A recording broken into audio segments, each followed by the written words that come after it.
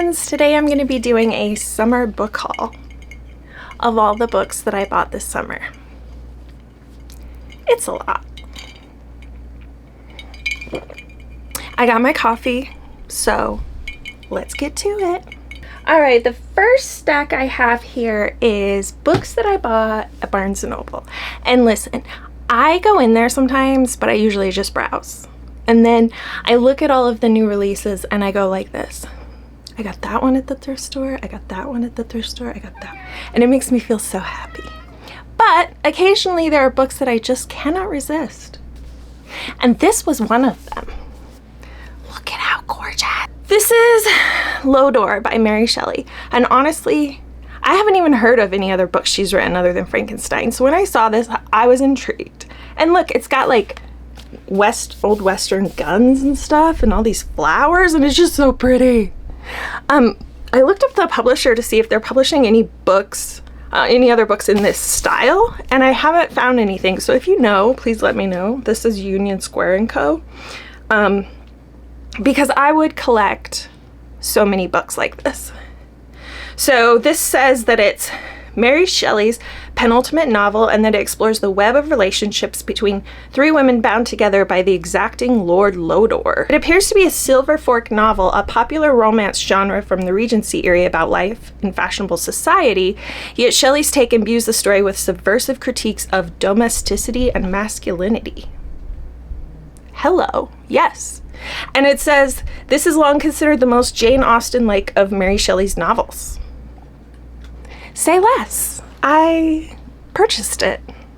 I flipped through it a little because I wanted to make sure that I was comfortable with the writing style before I bought it, because I'm iffy on classics. Some of them I just can't do.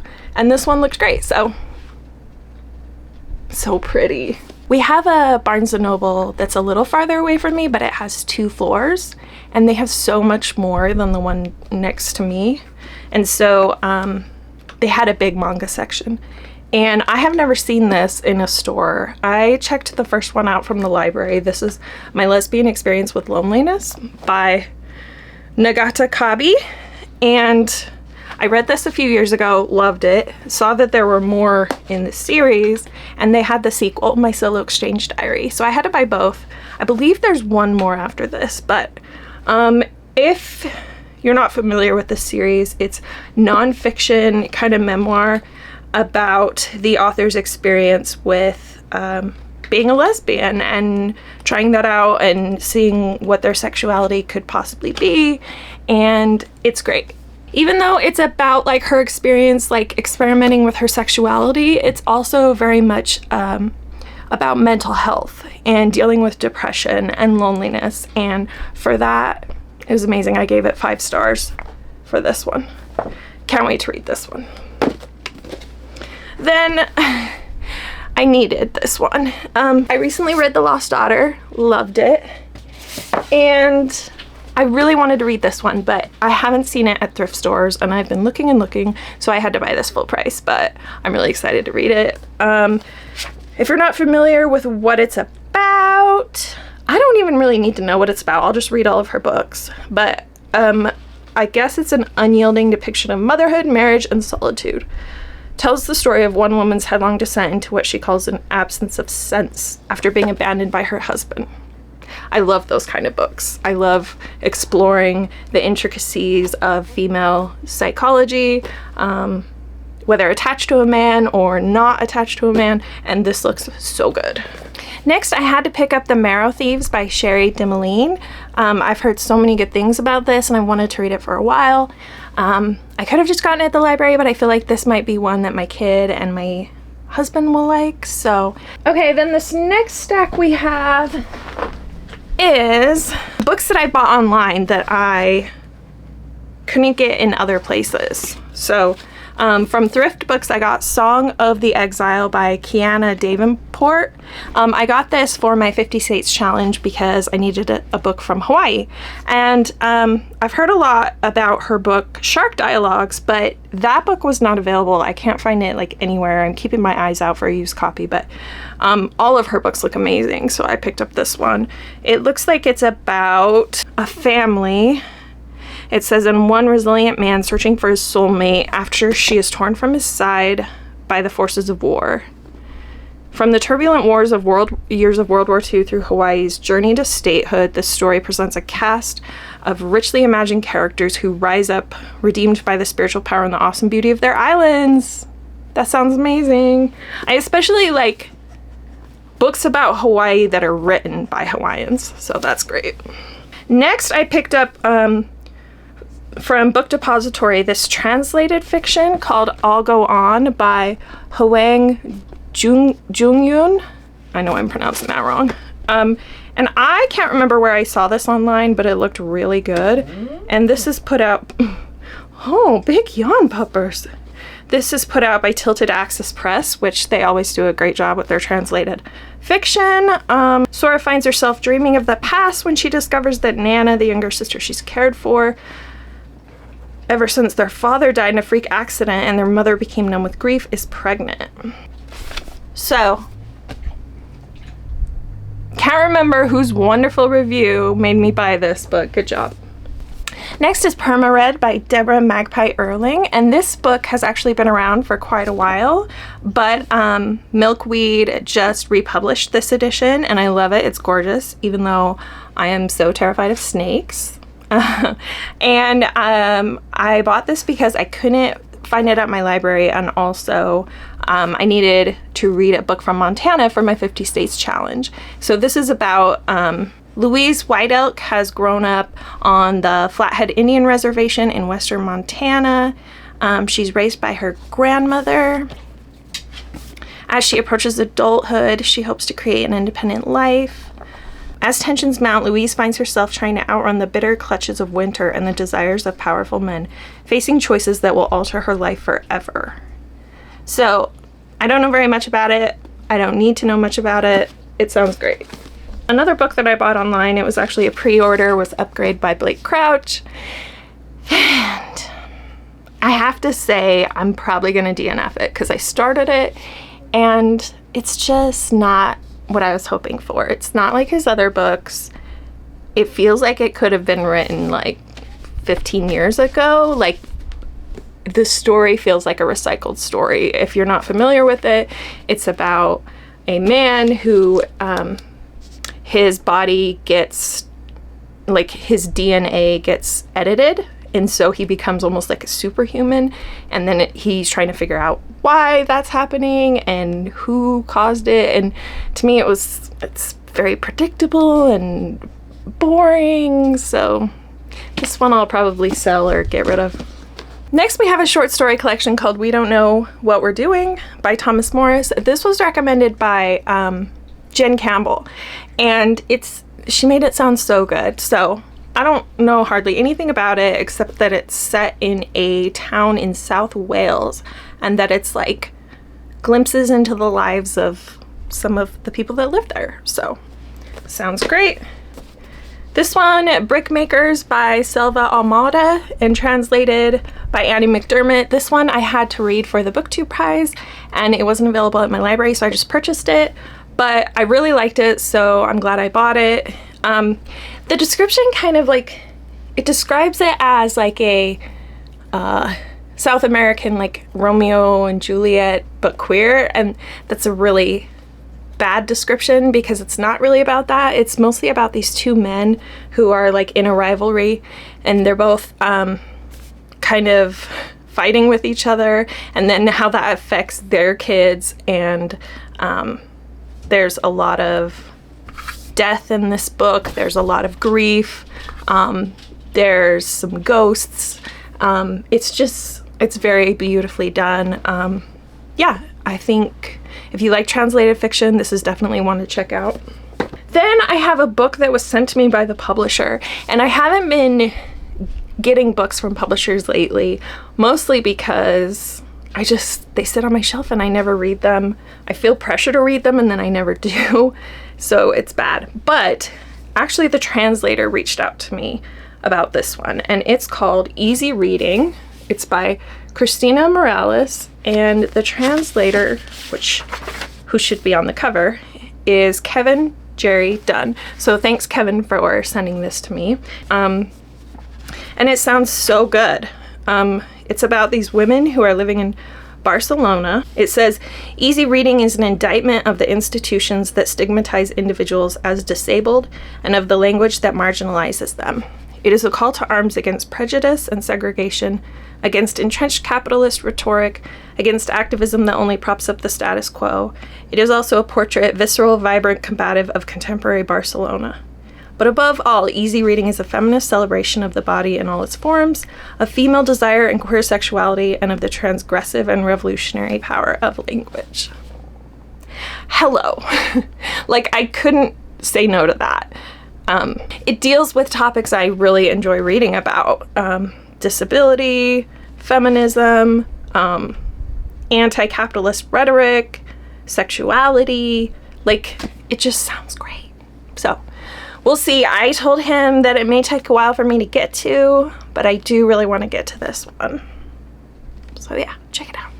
The next stack we have are books that I found at the thrift store. And we have 4, 5, 6, 7, 8 of them. The first one I was so excited to find, and that is Clara in the Sun by Kazuo Ishiguro. This one was on my TBR, but I was like, I don't know if I'll end up reading it, maybe, maybe not, but when I saw it, I had to buy it for $4. So if you're unfamiliar with this, Clara is an artificial intelligence, and I think the book is just told from her point of view.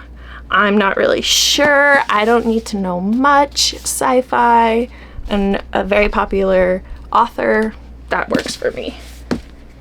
The next book I found at the thrift store was Fuzz by Mary Roach. This is a nonfiction. Mary Roach writes very informative nonfiction about fun themes. I know she did one about like dead bodies, and she did one about like gut health, and they're always named like one word. Apparently this is about like nature that becomes dangerous, I want to say. Like, the description mentions a murderous tree, animal attack forensics investigators, human-elephant conflict specialists. I know this was on the BookTube judging pool this year, and so a lot of people have been reading it, and it just looks really good. The next book I picked up I have never heard of. It's called Heinrich Von Kleist by Michael Kohlhaas, and it's translated by Michael Hoffman. It's really hard for me to resist translated fiction at the thrift store, especially because I feel like those are harder to find. Michael Kohlhaas has been wronged, his servant is beaten, his wife killed, and the lawsuits he pursues are stymied. Determined to find justice at all costs, Kohlhaas tirelessly persists. Standing up against the bureaucratic machine of imperial 16th century Europe, he becomes an indomitable figure. So it says that it's darkly comical, magnificent in its weirdness, and one of the most influential tales in German literature. This short novel was first published in Germany in 1810. That sounds so good. Comical, weirdness, yes. Next I picked up Intimacies by Katie Kitamura. And I checked this out from the library and didn't get into it. I think it was just like the wrong time for me, but I would like to read it, and it's so pretty. So there's an interpreter that has come to The Hague to escape New York and work at the International Court. She's drawn into simmering personal traumas. Her friend witnesses an act of violence, and then the interpreter becomes increasingly obsessed with this as she befriends the victim's sister. I'm not really sure. Next we have this cute little classic. These editions are put out by Penguin, and they're so cute. This is the first one I own, but this is called The Ice Palace by Tarjei Vesaas. It's a frozen waterfall in the Norwegian fjords, transformed into a fantastic structure of sparkling towers, translucent walls, and secret chambers. Two people who strike up an intense friendship, two young girls. They decide to explore the ice palace, and one of them doesn't return. That sounds good. It's tiny, and I thought I could read this while it's snowing outside for all the vibes. Next is a book I have read and quite enjoyed, and that's West by Carrie Davies. This is a cowboy western, but the hero is not the white guy cowboy. It's somebody else. And I really appreciated that about the story. So it's pretty short. It's less than 200 pages. And it's definitely a book that I would loan to my mom or have other people I know read it. So I had to own it. Plus it's like the prettiest cover I have ever seen. Look at that. Next is a book I already own, but I needed this copy. Call Down the Hawk by Maggie Stiefvater, and this is the Owlcrate edition. So look at this. Hello, I had to have that. Plus it's signed, though I think my other edition of Call Down the Hawk is also signed by Maggie, but now I have it in both colors, which is important. And if you're unfamiliar, this is the next series of books after The Raven Cycle by Maggie Stiefvater. So this continues the story of Ronan and his abilities, and I don't really want to say much because you got to read The Raven Cycle and then read this series. It's not as good, but I still enjoyed it. Gave this one 4 stars. Gotta get my coffee. Okay, then I picked up A Reaper at the Gates by Sabaa Tahir, and I've been collecting these. I have Ember in the Ashes and Torch Against the Night. Am I gonna read them? Yes, that's the plan, but I don't know when. But I've heard such good things. Plus these covers are awesome, so I must have these. Plus I'm collecting all this YA fiction in hopes that my kid will just be like, I want to read a book, and come upstairs and look at my shelves, but mostly they just pick from their shelves and they reread a lot and or get books at the library, so I don't know why I'm doing it. But and then at the thrift store I found Memorial Drive by Natasha Trethewey, and this has been on my TBR for a while. I've just heard that it's really sad, and so I need to be in a right headspace for it. But it looks like it's a memoir about Natasha growing up. Her former stepfather shot and killed her mother. Yeah, that's bad. So she's a poet, so I'm sure the language is going to be beautiful. Moving through her mother's history in the deeply segregated South through her own girlhood in Mississippi. Well, I already have a Mississippi book, but if I didn't, this would work perfectly for my 50 States challenge. Then my final stack is books I ordered from Book Outlet. They had a buy 2 get 1 free sale, or buy 3 get 1 free. I can't remember. I'm trying to not order from them because a lot of the time their books come not as described, or like the books get like bounced around in the box in shipping, and then I get mad. I got 1, 2, 3, 4, 5, 6, 7, 8, 9, 10, 11. I got 12 books for $68.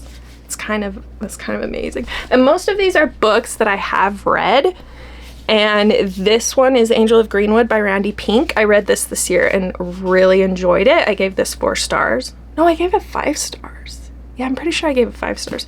This is a YA historical fiction about the fires in Tulsa, Oklahoma in 1921. And I didn't know much about that part of history, and so reading this really helped. And it's told from a 16-year-old's point of view, and she's got this great friendship with this boy, and it's sad and it's devastating and it's important, and the author did such a good job with this. And I hope Esper wants to read this, because I'm like, here. Next is another book that I read this year and really enjoyed, and that is Having and Being Had by Eula Biss. Eula Biss is a poet, but she writes nonfiction that is just very lyrical. She takes facts and mixes them with musings of her own and deep thoughts, and I just really enjoy them. Her other book that she wrote was on immunity, and that one is excellent. So this one I gave 5 stars. This one is about adult life and the whole working 9 to 5 capitalist empire, buying your own house, all the shit we have to pay for as adults, stocks, and how ridiculous those are. 401k retirement funds and how ridiculous it is that we tie our future to stocks, and this is just really good. So next we have a book that I read for the BookTube prize when I was judging nonfiction, and that is A Little Devil in America by Hanif Abdurraqib. He is one of my favorite authors. He writes poetry. There's an essay on Whitney Houston. There's an essay on Josephine Baker. The only thing is I wish he had done an essay about the Lindy Hop. And this one was 5 stars, loved it so much, needed to own it. Next is Switch by A.S. King. I haven't read this one yet, but I did read Dig and I really loved it. I have a few others of A.S. King on my shelf, so I guess I'm just collecting them, but I heard this is weird. And it's about a switch that gets pushed. Her father protects it every day, and Truda's got a crowbar and she's going to see what happens when she flips the switch. Another one that I've already read is These Ghosts Are Family by Maisie Card. This one takes place in Jamaica and present-day Harlem. There's this woman who is searching for the history of her family, and she goes down to Jamaica to learn more, and it's just beautiful. It's about history and genealogy, and it was one of my favorites from the year I read it. I think it was 2020, so this one is great. I had to have it on my shelf. Next, I already owned Octavia Butler's like collection of Liliths Brood, but I needed these versions. Plus, I want to be able to read like one at a time and not the whole thing in one book. So they had these two. They just were missing the first one, Dawn. So I'll probably just purchase that online, but they're so pretty. I needed them. I love Octavia Butler. So pretty. Next is another one I've already read, which is Heartberries by Teresa Marie Mailhot. And this is by an Indigenous woman growing up on the Seabird Island Indian Reservation in British Columbia. She deals with post-traumatic stress disorder and bipolar 2. She starts writing in a notebook. She writes her way out of trauma. This one, I believe I did listen to the audio and it was very good, but I wanted this on my shelf. Another one that I've read already is In the Country of Others. This was a favorite from this year by Leila Slimani, and this is a book in translation about Morocco being colonized by the French. There's this woman in France who meets her husband while he's there during the war, and he takes her back to Morocco to be his wife and raise their family, and it's their story, and it's just beautiful language. And I guess this is going to become a trilogy, so there will be 2 more books. One of my favorite authors is Toni Morrison, and I really wanted to read this essay she has, which is Playing in the Dark, Whiteness and the Literary Imagination, an immensely persuasive work of literary criticism that changes the way we read American literature. She discusses the Africanist presence in the fiction of Poe, Melville, Cather, and Hemingway. I'll just read anything Morrison writes, so this looks good. The final book I needed in this trilogy, which is called the Trickster trilogy, was Return of the Trickster by Eden Robinson. This is a fantasy trilogy by an Indigenous author, and I don't know much about it except that there's a boy named Jared Martin. I think there are shapeshifters. Yeah, I don't know anything about this really, but I know I'm gonna read it someday, so I had to have all the books. And the final book from this haul is Finley Donovan is Killing It, a mystery by El Cosimano. I've seen so many good reviews for this. I wasn't sure if this book was for me, but when I saw it at Book Outlet, I couldn't resist the price. Apparently there's a misunderstanding and Finley Donovan is hired to kill someone. She decides she needs the money, so she's gonna do it. And apparently it's funny and it's witty and it's... My books just fell over. And it's the first book in a trilogy, and so yeah, I'm gonna try it out and see what I think. So that's all. That was a lot of books. I'm gonna see if I can try and buy less books this fall, because this whole month I have only read library books anyway, so I don't know what I'm doing buying books. But anyway, yeah. Have you purchased a lot of books this summer too? And what book that you purchased this summer are you most excited to read? Leave me a comment and let me know. And also leave me a comment and let me know which of these books I should prioritize if you've read any of them. So thanks, and I'll see you next time. Bye!